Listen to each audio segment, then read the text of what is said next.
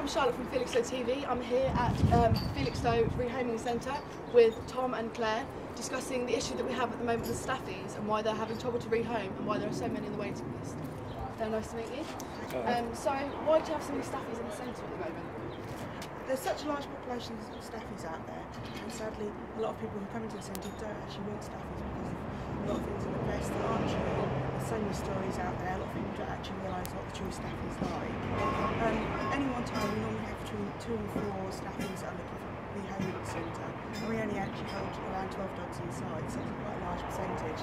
Our waiting list of dogs to come in, most of them are Staffies sadly, or Staffie crosses. I've always believed that it's more the owner that brings them up rather than the dog, like Rottweilers and American Bulldogs. I actually have a Rottweiler cross American Bulldog myself, and the only issue you have with her is that she's going to lick you to death. So how many do you have in at the moment? Got 3, 4, is it? 3 at the moment. Yeah, I've got 3 in How many at do the you have on moment. your waiting list? At the moment around about 15. Gosh, Yeah. so a lot of requests for them. Alright then, we're going to move on to Sit. Good Yes, girl. Mum? There you go. There's a good girl. But temperament-wise, they are the most loving dogs. They just give the whole time. They just leave that I wouldn't be without her. No. So how long did you say that you've had her? 5.5 years. 5.5 years. Yeah. And she's a Staffie cross. Staffie cross Alsatian. Oh, she's a bit of a Yeah. unusual mix, isn't it? Oh, she's come out with a lovely dog. And weight-wise, I mean, the vet tells me she's too heavy, but she's always been stocky. She's always been a stocky dog, which I think is the Staffie in her.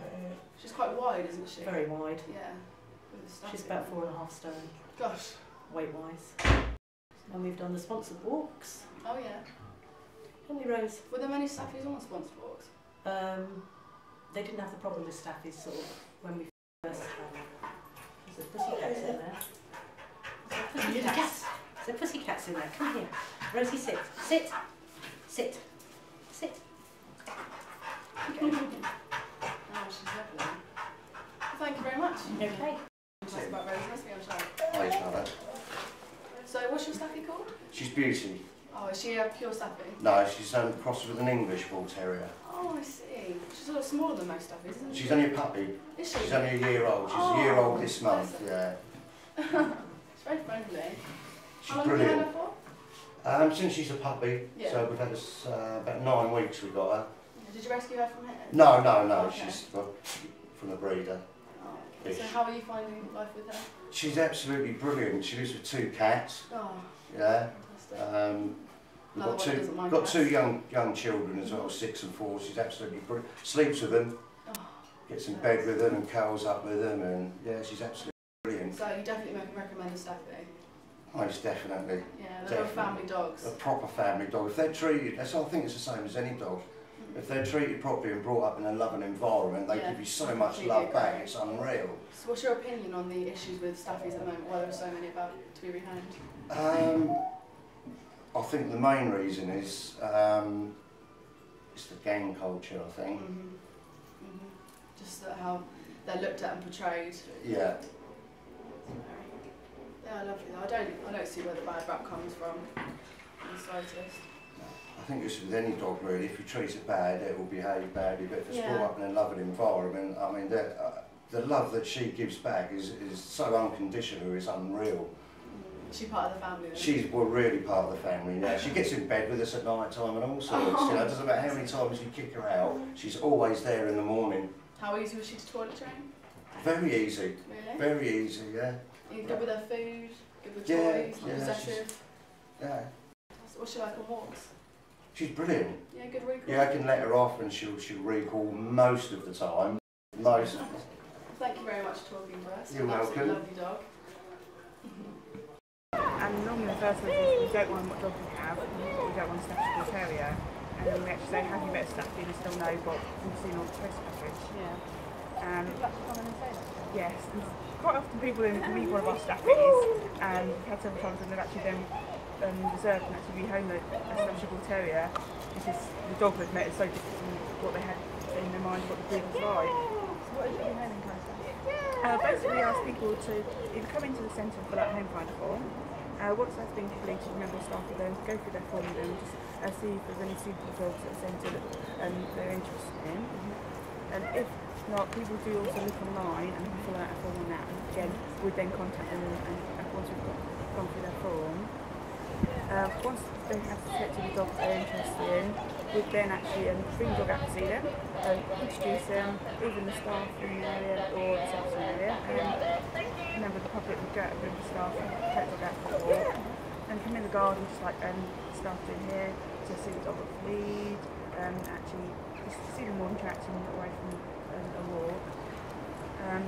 We do ask everyone from the household to ideally come up to the centre so we can meet the dog.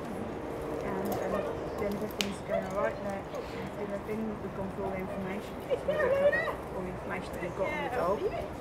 But then actually we do ask for a £90 adoption rehoming fee. And that covers vaccinations, deworming, defleeing, neutering as well, and microchipping. And with that we do make sure that everything's covered. We don't actually find we need as much now to do home visits. We can actually get a lot more information from talking to the people, having a chat to them, getting them to bring photos of the house and the garden, and also we can look on websites like Google Earth. And quite often when we're looking on Google Earth, people come point out the house and then they realise what the next neighbour's garden's like, because it shows so much more detail than we were able to see on home visits. There are still occasions when we do home visits, but we are finding them not as many.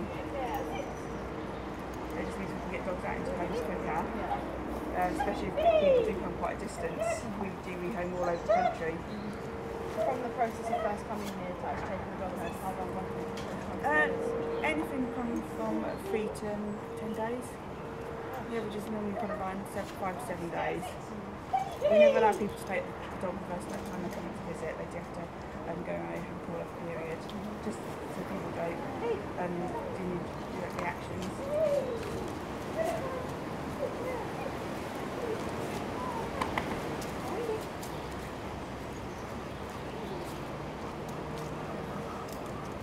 So his is part of the German Shepherd then?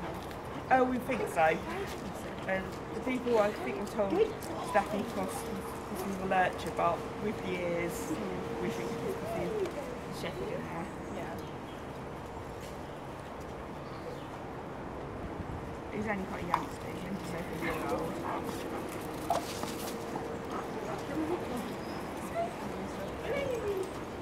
And so the main reasons why the dogs come into us is people have to move and not able to take them. Yeah. And people have to go into make accommodation and they'll not allow it.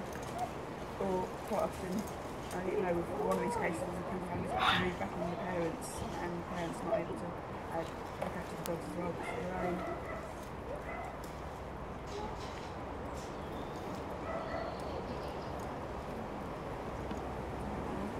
Want to say goodbye? Lola, she's about 18 months old. She's a Staffies Bull Terrier cross, that's more than Labrador. She's a really sweet girl, but when she came to centre, she actually came to season, so she's quite hormonal, got herself quite worried by new people.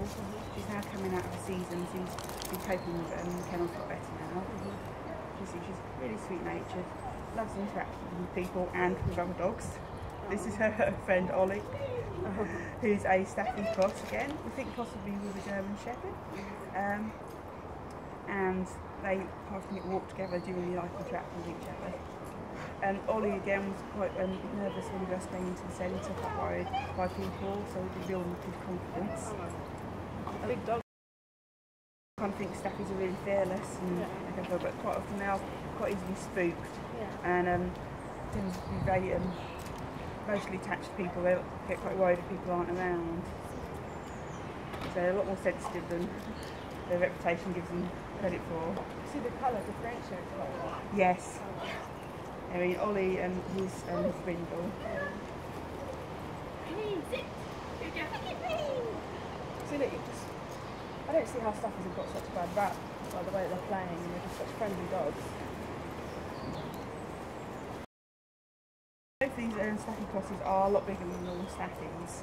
I mean, because there's so many Staffie crosses out there now, people don't actually realise how small Staffie Bull Terriers are. Yeah. They are a lot smaller. Yeah. They're almost half the height of these two. Why do you think they're bred with bigger dogs? Is it to make them a bigger Staffy?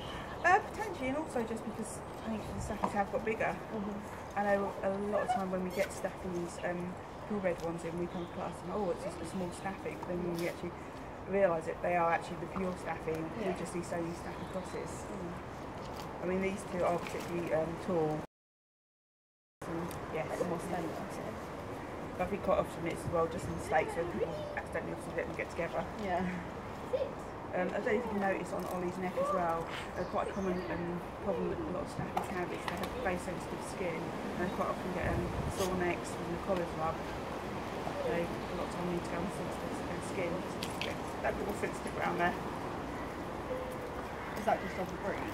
It does seem to be, it's a coat type, and they also, even though everyone has them as these big tough dogs, they really don't cope well with the coat.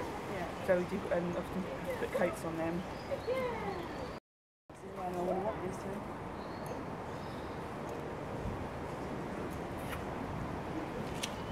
So are these two the Staffies that you have at the moment? Yeah. We've got one on Hemdretsky who's not available for rehoming yet, and another one we look to come in. This has been Charlotte at the Felixstowe Rehoming Centre looking at the issues and problems with Staffy. But if I must say, I think you should get a Staffy because they're an amazing family pet, they're affectionate, loving, caring, and great with kids and cats. All the dogs we've seen today are fantastic animals and we think you should drop down here and have a look yourself. Thank you very much, goodbye.